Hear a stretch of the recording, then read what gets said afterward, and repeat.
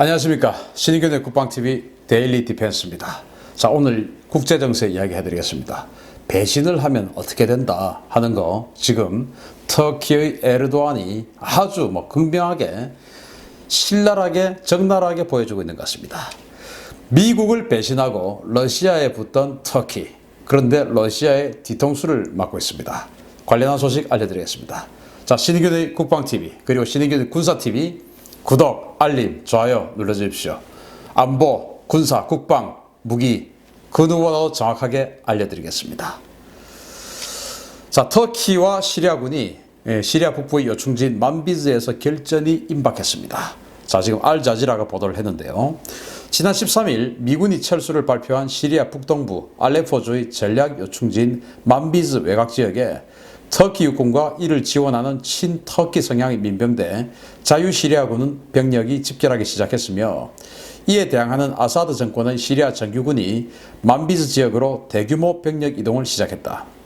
시리아 북동부 최고의 교통 요충지인 만비즈는 항구 도시 라타키아, 시리아 최대의 도시 알레포와 라카, 동부 이전 도시인 데이르 에조르를 잇는 도시로 지난 2016년부터 미군 지원을 받는 시리아 민주군, 즉 쿠르드족이 장악을 하고 있다. 터키는 만비즈 확보를 통해서 시리아 동부와 서부의 교통을 단절시켜 쿠르드족을 완전히 고립시키는 효과 달성을 위해서 아사드 정권은 전략 요충지 탈환을 통한 경제 부흥 효과를 노리고 있어서 이 지역에서의 일대 결전이 예상된다 라고 알자지라가 보도했습니다. 자, 지금 이 상황 보면 어제의 적이 오늘의 동지가 되고 오늘의 동지가 내일의 적이 되는 그런 극명한 상황을 보여주고 있습니다. 자, 여기 한번 보시면요.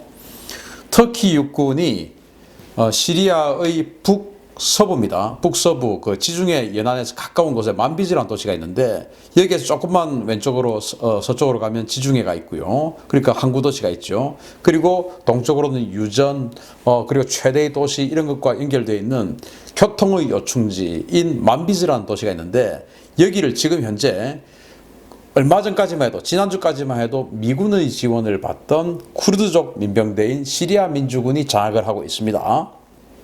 그 이전에는 IS가 장악을 하고 있었고요. 그것을 이제 쿠르드가 IS를 축출하고 지금 현재는 쿠르드족이 장악을 하고 있어요. 자, 그런데 또 아사드 정권은 러시아의 지원을 받고 있죠. 그 아사드 정권을 무너뜨리기 위해서 미국의 지원을 받는 자유시리아군이 있습니다.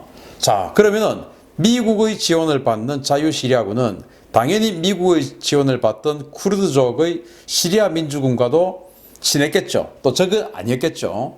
또 미국과 동맹인 터키와 다들 괜찮은 관계였겠죠. 자, 이런 상황에 지금 미국이 지금 쿠르드 지역에서 철수를 결정을 했고, 그러면서 완전히 지금 관계가 뒤틀려 버린 거예요. 그래서 시리아 민주군, 즉 시리아의 반군은 미군 지원을 받았는데, 지금은 미국의 굉장한 압박을 받고 있는 이 터키군과 미군 지원을 받던 시리아 반군이 지금 연합을 하게 됐고, 미군으로부터 버림을 받게 된 이 쿠르드족은 미국의 적이었던 시리아와 시리아 정부군과 지금 연합을 하게 됐습니다.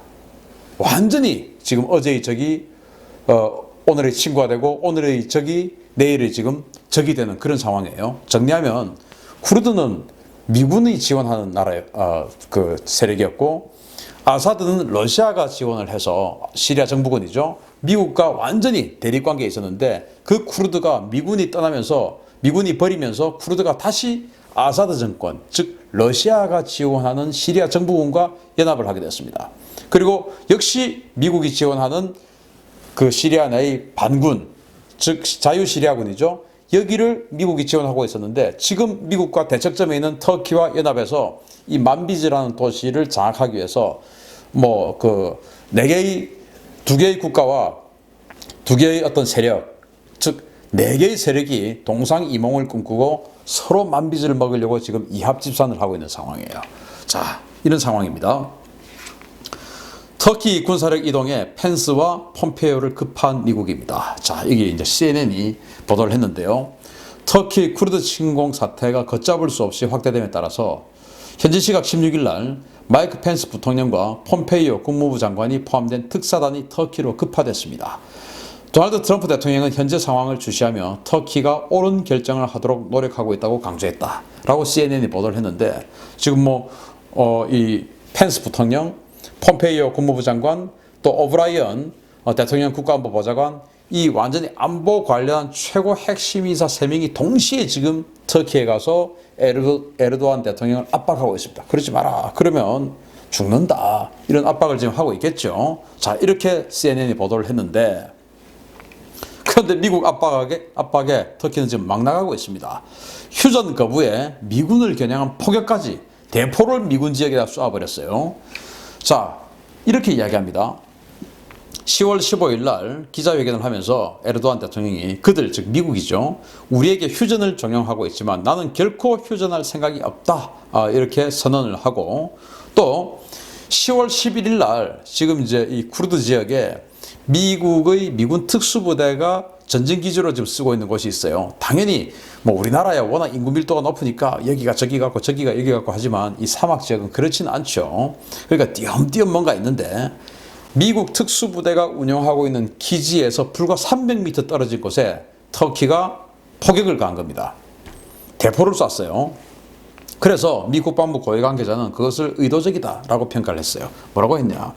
지난 11일 시리아 북부 코바니 지역 미군 주둔 시설 근처에 터키군이 포격을 가했으며 이는 실수가 아닌 의도적인 위협이다라는 겁니다. 터키는 실수라고 했어요. 그러나 미군은 아니 300m 옆에 포탄을 떨어뜨렸으면 그 주변에 예를 들어서 쿠르드족이나 시리아의 군사시설이 있어야 되는데 그게 아닌데 떨어졌으면 이것은 의도적인 포격을 간 것이다. 왜냐? 트럼프 대통령이 미군 다칠까봐 지금 완전히 안절부절하고 있지 않습니까? 쫄보 행사를 하고 있죠. 그러니까 미군이 다칠 수 있으니까 빨리 철수시켜라. 트럼프 대통령은 아마 이럴 수 있는 사람 같다.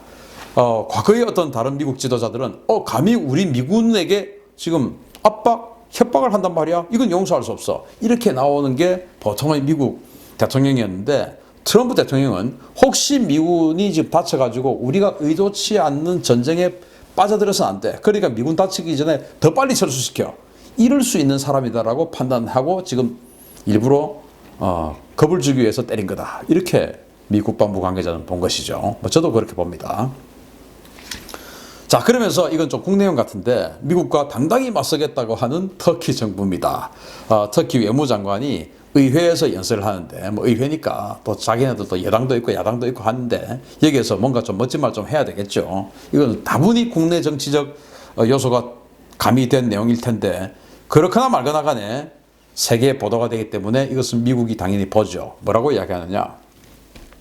우리는 미국의 그 어떠한 부당한 제재도 수용할 수 없으며 미국에 맞서 보복성 제재를 준비 중이다. 야, 이거 동방의 어느 나라에서 많이 하던 우리도 보복하겠다라는 그런 많이 하던 소리 같은데요. 좀 비슷합니다. 그죠? 미국의 제재는 터키에게 아무런 영향을 주지 못할 것이며 미국은 그들의 입장을 재검토해야 한다. 그러니까 미국 니들이 아무리 제재해도 우리한테 영향 없다. 그리고 우리는 니들에게 보복 제재할 것이다. 그러니까 니들이 오히려 더 힘들 것이다. 그래서 미국은 제재하겠다는 그 입장을 재검토해야 된다. 그러니까 제재하지 마라. 그 말을 외무장관이 의회에서 연설을 했습니다. 참, 좀 애매하죠. 여하튼 어디하고 좀 비슷하네요. 강대국에 지금 보복성 제재를 하겠다. 예. 자, 그럼 왜 이렇게 터키 에르도안 대통령이 막 나갈까요? 미국의 큰 소리 치는 터키 믿는 구석이 뭐냐? 바로 러시아 아니겠나 생각합니다. 우리가 이제 국방TV에서 한번 보여드렸었는데 19년 8월 28일 러시아의 모스크바 인근에서 열린 막스 에어쇼죠. 여기에서 에르도안 대통령이 탁 가가지고 이제 에어쇼 봅니다. 완전히 VIP로서 푸틴 대통령이 크게 데리고 다니면서 지금 보십시오. 아이스크림 같이 나눠 먹죠. 푸틴 대통령이 자기 지갑에서 탁 꺼내가지고 아이스크림 사가지고 한 개씩 콘 지금 까먹고 막 그러고 있습니다. 이 정도로 지금 아주 관계가 좋았고, 아이스크림 먹고 나서 단상에 가서 수호이 57 스텔스, 스텔스인지 아닌지 모르겠지만 그 전투기 막 고개 비행도 보고 하여튼 이렇게 하는 아주 아름다운 시간을 보냈어요. 그리고 러시아의 S-400 시대공 미사일 시스템을 사면서 미국과 지금 이렇게 되지 않습니까?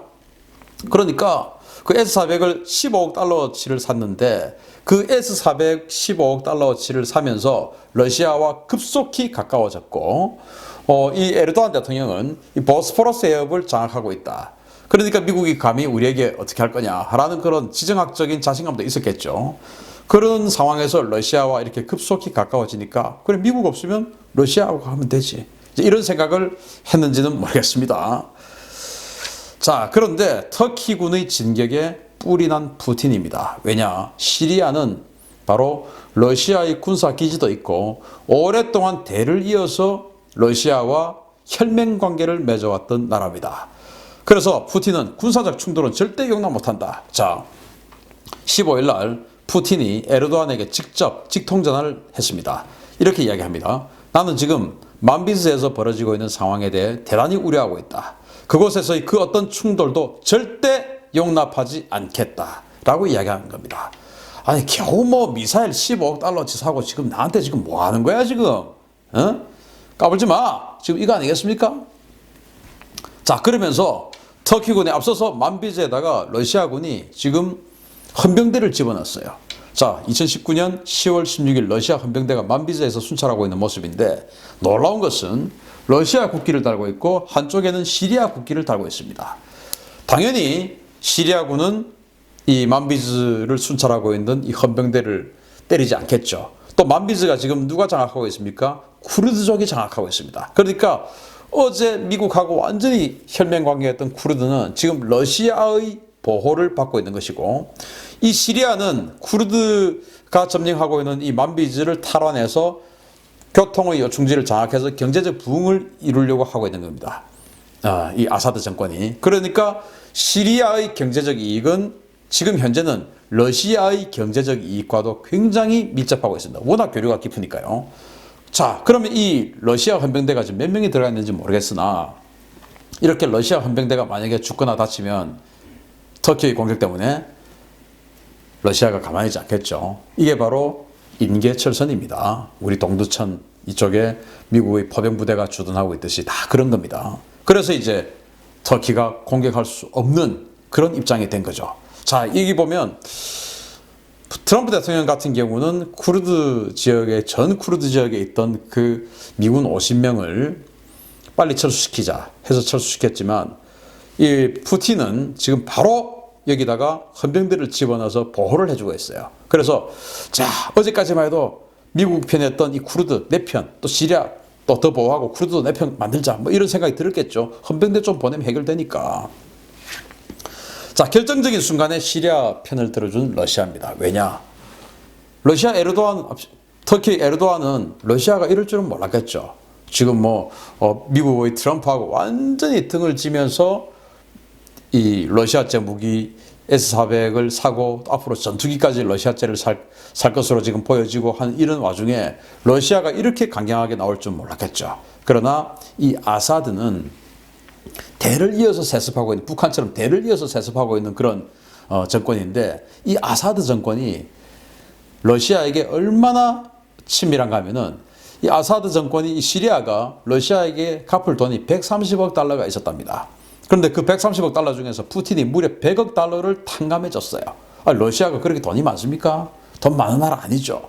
100억 달러나 탕감해 준 것은 그만큼 관계가 돈독하다. 이게 첫 번째 이유. 두 번째 이유는 그것보다 더한 뭔가 전략적 이익, 경제적 이익을 주기로 약속했다. 이거 아니겠습니까? 그 100억 달러와 대체해서. 그게 바로 타르투스 항구, 그리고 흐메이민 공군기지, 이런 전략적 기지를 지중해 바로 내줄 수 있는 어떤 그 군사 기지를 바로 제공을 해줬고, 그리고 유전이나 이런 것에 거의 그 이권을 푸틴 러시아에게 조공하듯이 바치고 있습니다. 그런 아사드 정권에 대해서 겨우 15억 달러 지금 미사일 하나 사놓고 아사드 정권보다 더한 대우를 바라는 이 에르도안, 사실은 너무 꿈이 좀 컸다, 저는 그렇게 봅니다. 자, 그래서 오랜 우방인 미국을 배신하고 불량 국가에 끼려던 터키, 이대로 고립무원이 될까요? 자, 트럼프 대통령, 자, 터키 경제 파멸할 각오는 됐지? 이렇게 합니다. 제재하겠다. 외무부 장관은 우리도 보복 제재하겠다 라고 큰 소리 치지만 무슨 터키가 미국한테 보복 제재를 합니까? 자, 푸틴 대통령은 시리아 건드리면 가만 안 둬. 이렇게 초강대국이 양쪽에서 지금 에르도안을 압박하고 있습니다. 자, 뭐 불과 며칠 전까지만 해도 완전 뭐 미국에 맞서서 기세 등등하던 이 에르도안 대통령이 어떤 선택을 할까? 배신자 그리고 통수치는 자의 말로는 항상 끝이 좋지 않다라는 것이 보여지고, 자, 여기에서 말이죠. 이 푸틴 대통령의 사진을 시진핑으로 바꾸고 이 사진을, 이 에르도안의 사진을 정의가 아름답습니다 하는 사람하고 만약에 바꾸면 어느 나라하고 너무 똑같아 보이지 않습니까? 오랜 우방이고 동맹이던 미국을 배신하고 엉뚱한 불량 국가에 끼려고 하는 아시아 대륙의 서쪽 끝에 있는 터키, 그리고 아시아 대륙의 동쪽 끝에 있는 어느 나라, 너무 비슷한 것 같습니다. 그래서 아시아 끝에, 동쪽 끝에 있는 어느 나라는 이 에르도안과 터키가 지금 양쪽에서 사면 초가에 몰려서 당하고 있는 모습을 보면서 우리는 배신을 하면 안 되겠다 라는 그런 교훈을 얻으면서 오늘 데일리 디펜스 마치겠습니다. 저뿐만 아니고 우리 정부도 좀 느꼈으면 좋겠습니다. 감사합니다.